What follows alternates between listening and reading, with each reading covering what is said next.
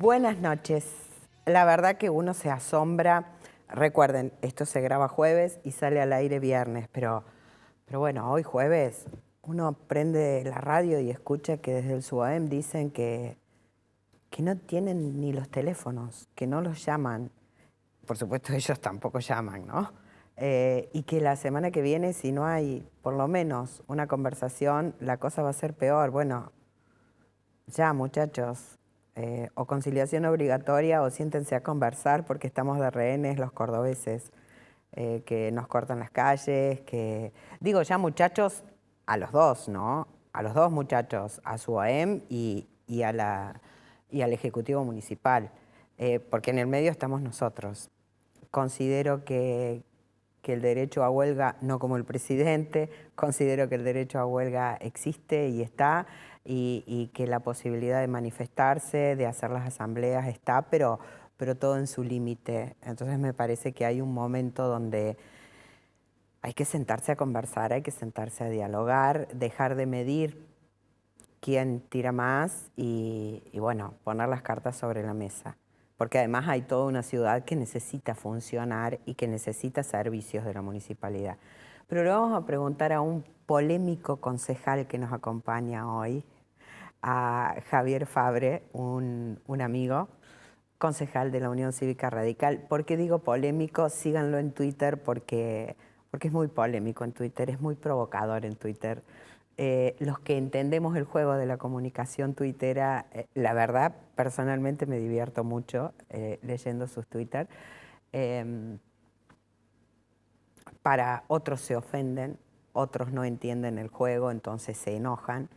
Pero es un concejal que estudia mucho, que sabe mucho, que quiere mucho a Córdoba y que quiere una Córdoba diferente, más amigable, más tecnológica, más diversa, más inclusiva. Así que vamos a preguntarle a él cómo ve esta situación con el Ejecutivo Municipal y el SUAEM. Y también le vamos a preguntar, bueno, qué pasa con Uber, porque él tenía también un proyecto bastante disruptivo con respecto a Uber y a las aplicaciones en general. Vamos a conversar después de los auspicios con el concejal Javier Fabre del bloque de la UCR.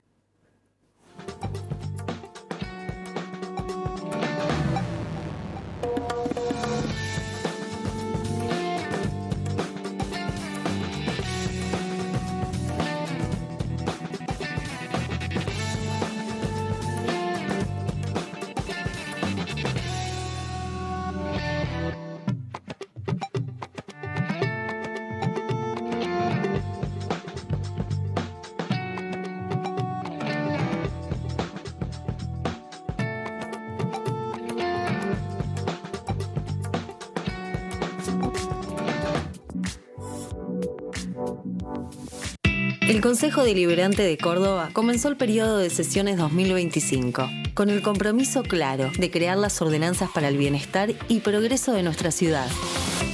Te invitamos a participar para que seas parte del crecimiento de Córdoba. Más información en www.cdcordoba.gov.ar.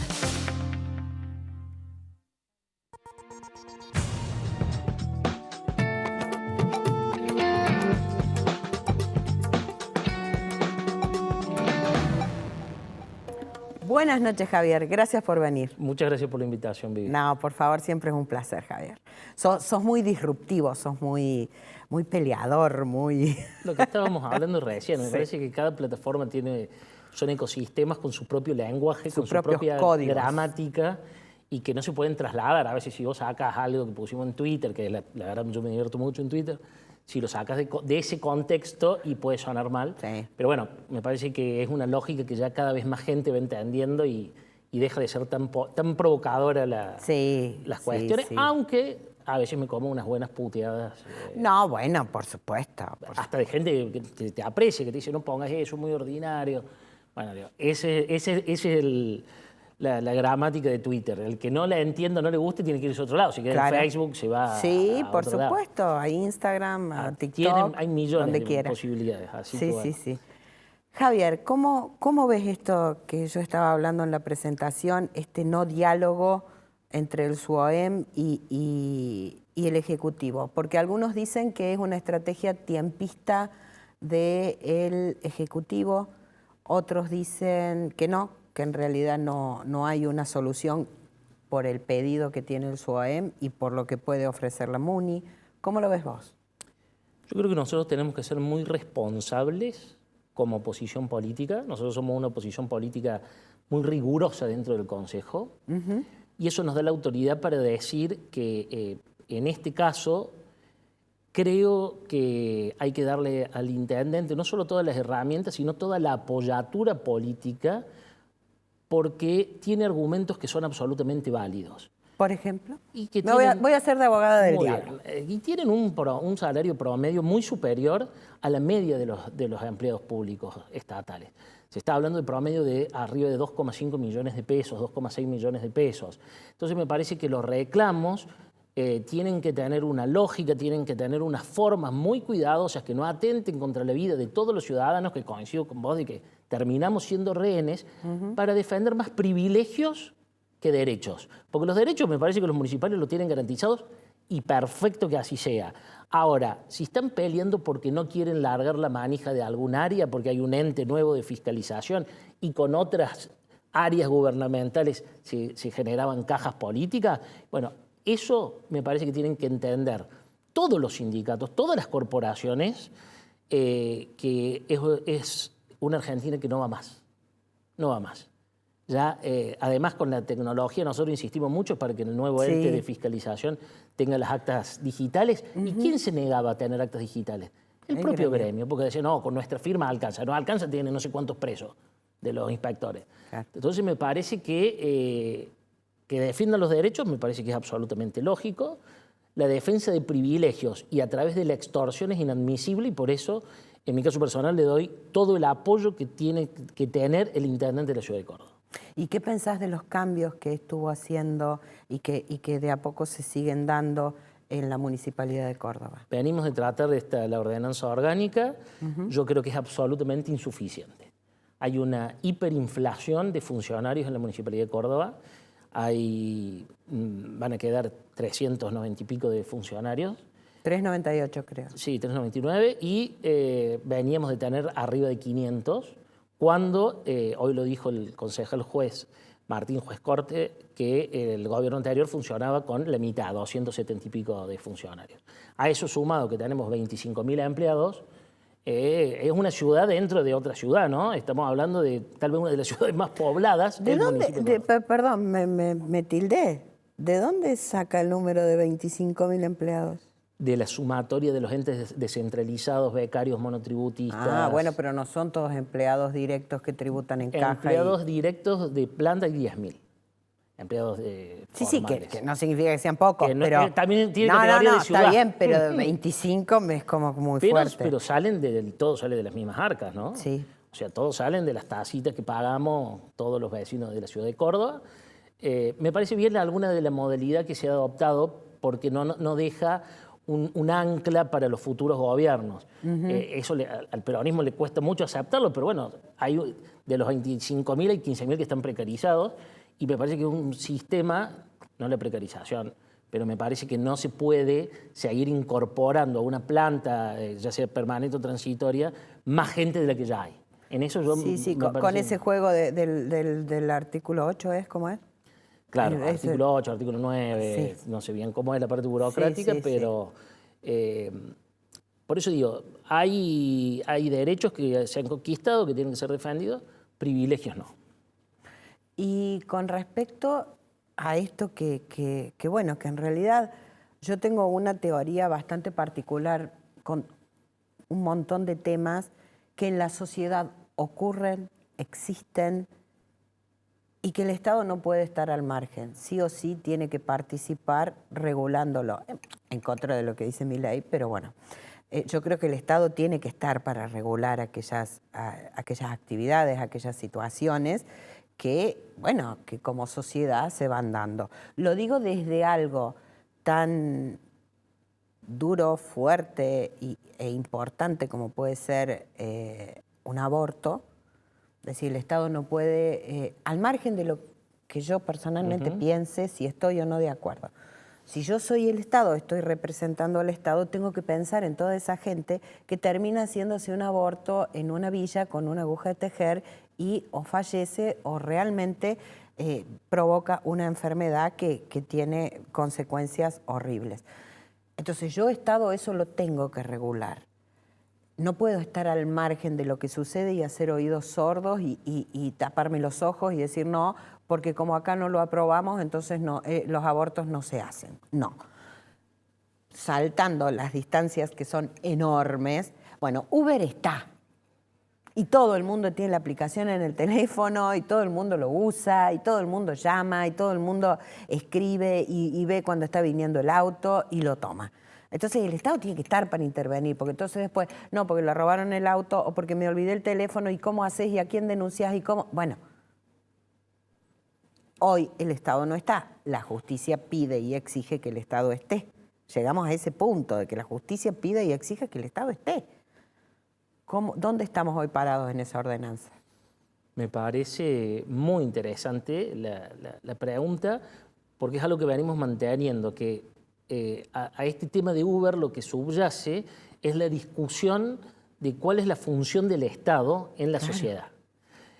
A ver, existe un sistema que si el sistema fuese eficiente y a un buen precio, probablemente es una discusión que no tendríamos. Totalmente. Como sucede en algunos países del mundo que no la tienen esa discusión. No. La tenemos porque tenemos un sistema de transporte en Córdoba, ya sea de masivo o de pasajeros, que ha fracasado y que lleva muchas décadas que viene de fracaso en fracaso. Hemos naturalizado que no funciona bien. No funciona. Uber viene a ser una herramienta que por eso se impone y de que hubo que regularla. Yo creo que llegamos tarde, tan tarde que tiene que venir la justicia a decirnos, señores concejales, hagan su trabajo y regulen esto. Claro. Bueno, eso me parece que es un papelón, esto hace muchos años ya que existe Uber, encima no es de ahora. No es que irrumpió en un mes y de repente apareció. Yo digo que acá hay una disputa entre corporaciones. Vos tenés una corporación económica, empresarial, que es Uber, o las aplicaciones, el nombre que le quieras poner. Una corporación sindical, que es la de los taxis, que también tienen mucho poder. Sí. Y una corporación política que miró para otro lado hasta que no pudo más, hasta que vino la corporación judicial a decirle venga a hacer lo suyo. Vea, señor, ocúpese. Los que estamos afuera de todo eso somos los usuarios. Y el usuario, que somos la inmensa mayoría, ¿qué es lo que queremos? Viajar lo más barato posible y lo mejor posible. Nada más. Nada más. Nosotros estamos tratando de hacer entender esa interpretación. Que Uber se defiende solo, que los taxistas se defiendan, sus fuentes de trabajo, pero no dejan de ser corporaciones. Acá tenemos que pensar en el sistema de transporte y los usuarios, que queremos un mejor servicio a un menor precio. Y ahí es donde entra también la cuestión de qué función cumple el Estado. Nosotros creemos que el Estado puede controlar a Uber.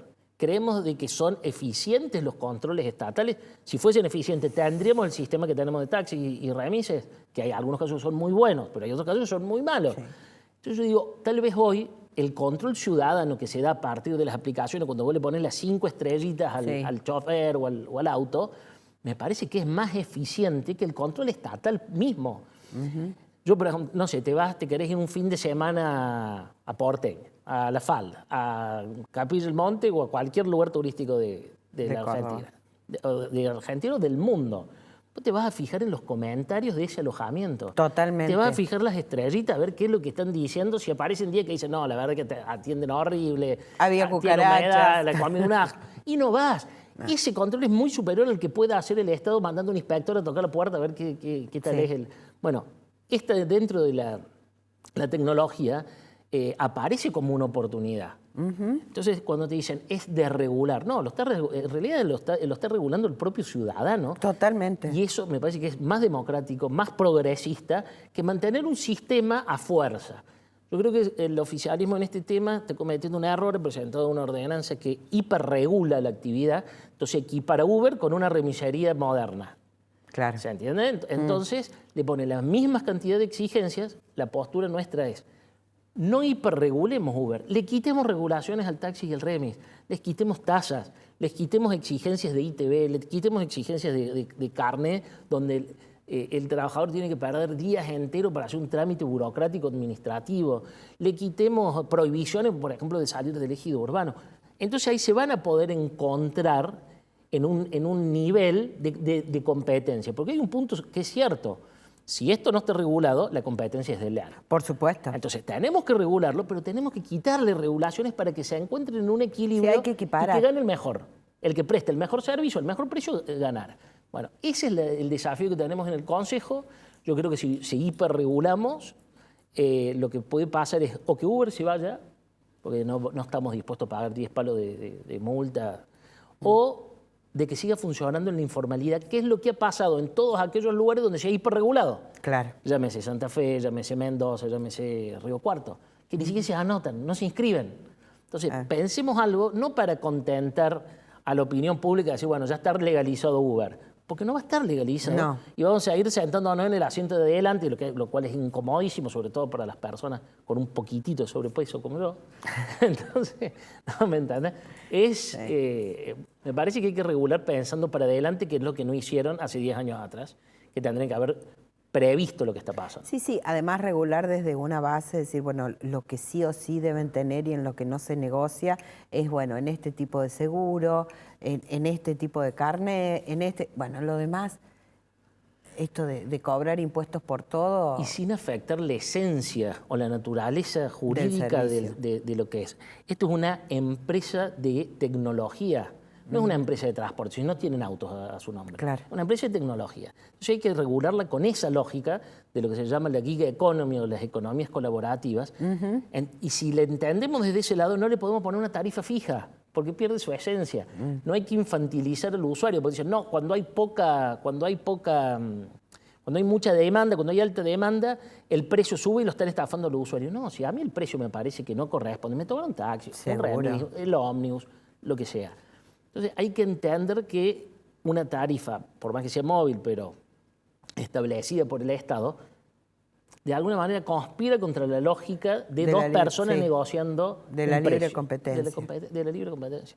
Lo mismo pasa con la cantidad de autos. Yo entiendo de que te dicen, bueno, hay una torta y si esa torta hay más comensales, le toca menos a cada uno. Pero es un problema del trabajador, no es un problema del usuario.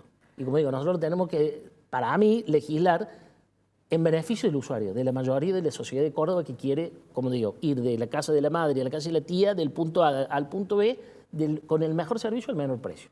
Nada más. Esa es la visión que por lo menos que tengo y que hemos tratado de imprimir en esta discusión parlamentaria. Te llevo, hablando de parlamentaria, a las elecciones parlamentarias de Cava. Te saco de Córdoba y te llevo a Cava. Porque vos sos un dirigente radical de muchos años de historia, de efusivos discursos y de una raigambre radical muy fuerte. ¿Qué pasó con el radicalismo a lo largo de todos estos años que no logró ni siquiera un legislador en la ciudad autónoma? Lo de la ciudad autónoma para el radicalismo una tragedia, pero desnuda que existe una cúpula, una camarilla de personas que han actuado en función de esa tragedia. Que con discursos lindos, que pueden tocar algunas, 2, 3, 5 militantes, de la intransigencia. De repente, personas que no han demostrado con su conducta personal intransigencia, son los que levantan la bandera de la intransigencia partidaria para beneficiar a otros intereses ajenos a la Unión Cívica Radical. ¿A quién le sirve que el radicalismo saque 3 puntos? Lo traes acá a Córdoba. ¿A quién le sirve que el radicalismo vaya solo, puro, con la lista 3? El peronismo. Sí. Bueno, entonces yo empiezo a desconfiar de los intransigentes tardíos.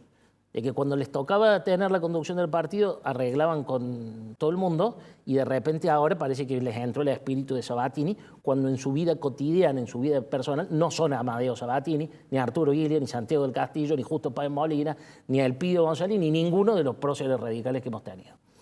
Entonces, esto nos lleva primero a una discusión ideológica. Vamos a discutir porque te dicen, tenemos que preservar la identidad del partido. ¿Discutamos la identidad? Claro. ¿Cuál es la identidad del radicalismo? Pero la discutamos en serio. Porque si aparece un dirigente acá en Córdoba diciendo el ajuste sobre los vulnerables no tiene lugar en el ideario radical y tenemos que sacar el busto de Ramón Mestre, padre de la Casa Radical. ¿O no fue así. Pero no, esto no es una interpretación, son lo que sucedió. ¿Por qué lo tuvo que hacer? Porque había una circunstancia que lo llevó a esa responsabilidad de gobierno en ese momento. Entonces, ¿eso violó los principios del radicalismo? Se hubo que ajustar sobre jubilados, sobre el PAICOR, sobre Maestros, los docentes, médicos, sobre el empleo público. ¿Cuánto? Bueno, entonces yo digo, demos la discusión en serio, no coyuntural por los intereses que hoy tenemos. Demos la discusión, ¿cuál es el ideario radical? Yo no tengo problema de darla, porque soy de los que lo apasiona el radicalismo, lo siente como algo que supera largamente un partido político o una organización política. Es una forma de ser, un modo de vivir, digo yo, es una sustancia ética. Entonces, que aparezcan estos intransigentes tardíos, me rompe bastante la paciencia.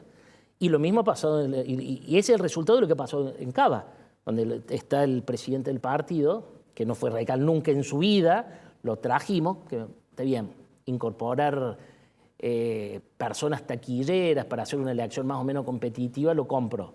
De ahí a ponerlo presidente de la Unión Cívica Radical, al ruludo de Lustó, que casi nos mete en una guerra civil, que conspiró contra todo el sector productivo de la Argentina. Y bueno, son errores que se pagan y lo estamos pagando. El error que cometió Moró en su momento se cometió ahora. El tema es no cometerlo en Córdoba. El tema es no cometerlo en Córdoba. Por eso digo, desnudemos los falsos profetas y los falsos intereses. Claro, porque en Córdoba ya hablan de ir divididos. Bueno, unos con la Libertad Avanza, otros con la lista 3. Esto es una discusión de la Biblia, divide y reinarás. Esto es tan viejo, lo hemos hecho cuando nos tocó gobernar. Bueno, pero es que ahí está el tema, porque muchos dicen, en pasillos se dice, no, bueno, pero lo que pasa es que fulano le paga la campaña a Sultano. ¡Qué desgracia! Bueno, si vos estarías en el lugar de fulano, por supuesto que aprovecharías la situación. O sea, la culpa no es el que paga la campaña, la culpa es lo dividido que están ustedes, pero que dejan esa endija para que venga un tercero y aproveche la situación. ¿Y desde cuándo el radicalismo no da el debate interno? Hemos tenido, sí, elecciones internas, ¿no? Sí. Hemos tenido consensos, acuerdos de cúpula, sí. Pero la discusión interna, ideológica... Hace un montón.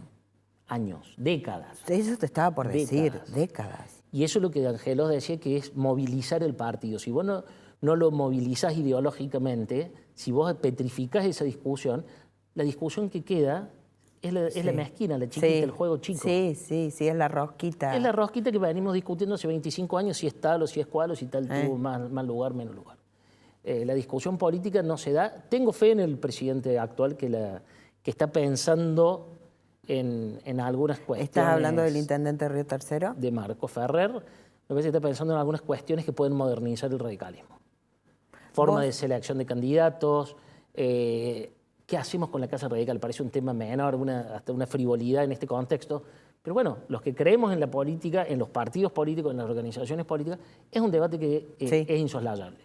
Porque si no, bueno, entremos en otro tipo de discusión que es distinta. Mientras existan los partidos y tengan el monopolio de la representación política, bueno, existirán algunos viejos militantes como yo que reivindiquen su existencia y su discusión interna.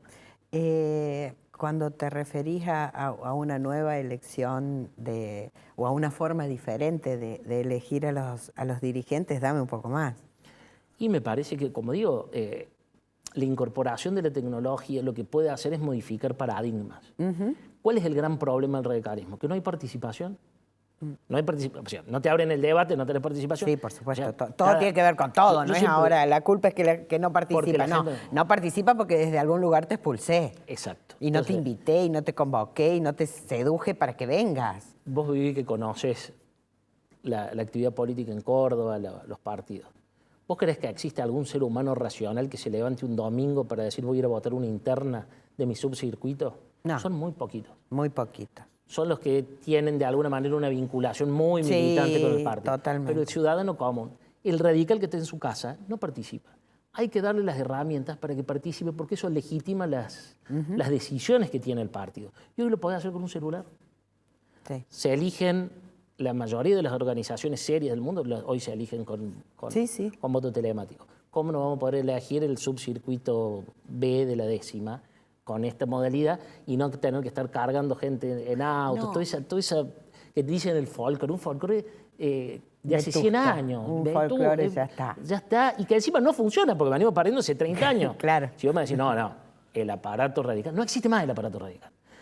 Si no creamos un aparato cultural, ideológico, que vuelva a representar a las capas medias, al estudiante, al comerciante, al profesional, al empresario, si no logramos construir esa gramática del poder y de la búsqueda de hegemonía, y vamos a ir... Sí, además hay que organizar desde capacitaciones hasta herramientas para los jóvenes.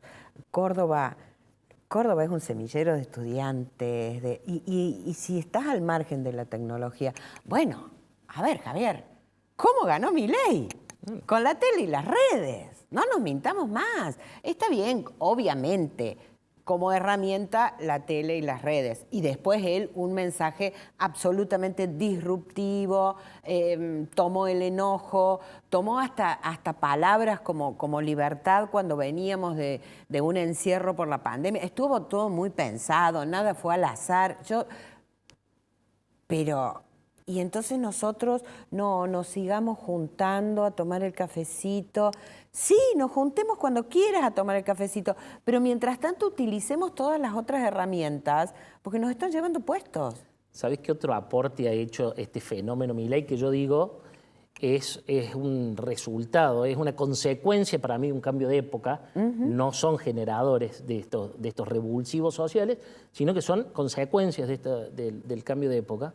Pero también ha demostrado una cosa, que la política no es tan compleja como nos han hecho creer. Claro. ¿Te parece? ¿Cómo la quieren menoscabar a la hermana del presidente, a Karina Milei? Ay, repostera, es tarotista. Se los está cargando todo. Ya lo puso de presidente de la hermana, armó un partido político récord, consiguen 100.000 afiliaciones por día y nosotros estamos peregrinando para una Sí. que no se caiga. Sí. Entonces digo, Que la tía le hable a la sobrina, le pida por favor. Parece que no era tan complejo como nos han querido vender los sabios y tecnócratas de la profesionalización de la política. Claro, ¿no? es más simple. Es mucho más simple, es escuchar lo que socialmente se está pidiendo. Sí. Milei vino a incorporar un reclamo que era popular, que era antipolítico. Después, cómo se usa es distinto, es lo que charlamos un ratito ahí fuera del aire. Acá en Córdoba se utilizó el tema de la unicameral con un discurso antipolítico, pero era con un motivo economicista, vamos a ahorrar. Es que en ese momento se gasta mucha plata, Bueno, ¿se gasta la igual? política. No, ahora se gasta un poco más. O se gasta un poco más. Y tenemos menos representatividad de todo el departamentos. interior de la Exactamente. provincia. Entonces, y es un desastre. Digo, como sistema, ¿no? Yo que trabajé en la bicameral y trabajo en la unicameral, la verdad que, y siendo de un pueblo de 4.000 habitantes, la verdad que la representatividad del interior en este sistema no está. Los senadores del interior, que me parece que jerarquizaban la democracia de Córdoba. Totalmente. Aparte, bueno, también había un doble control, ¿no? Podías pasar por diputados, pero no tan fácil por senadores. Era una negociación distinta, negociación en el buen sentido de la palabra, en lo que la política... Es. Claro. La política es diálogo y consenso. Es diálogo, Y también consenso, el roce. negociación constante, Se ha enojo, perdido. roce, obvio. Se ha perdido el roce, entonces se ha perdido resonancia. Bueno, ahora en esta legislatura está un poco más pareja, entonces se ha ganado algo de eso. pero también se perdió la necesidad de estar permanentemente consensuando la norma. Te pongo el ejemplo de Angelos, creo que las primeras, no sé, hasta el año 92, 93, prácticamente los 3 mandatos, todas las normativas fueron casi por unanimidad. Sí. O sea, había un trabajo político, y si vos ves en la categoría que tenía esa normativa y ves lo que hay ahora, el nivel de debate de esas cámaras de diputados y de senadores, y ves el nivel de debate que hay ahora, y lo digo como autocrítica porque también pertenezco a un cuerpo deliberativo, y estamos hablando de la Champions League y del Argentino B. Eso es más o menos lo que ha pasado a partir de este sistema. Bueno, la política y los dirigentes políticos no dejan de ser un espejo de la sociedad también, ¿no? Pero tampoco ahora no, bueno, porque el nivel de debate de la legislatura de ahora no es el mismo de hace 20 años. Y no, el nivel educativo tampoco es el mismo, la sociedad, digo, no vienen de otro lado. Emergentes de lo que está sucediendo en la sociedad. Totalmente. Se nos fue el tiempo, Javier. Muchísimas gracias. Y yo te voy a invitar porque vamos a traer a otros dirigentes, pero no solo del radicalismo.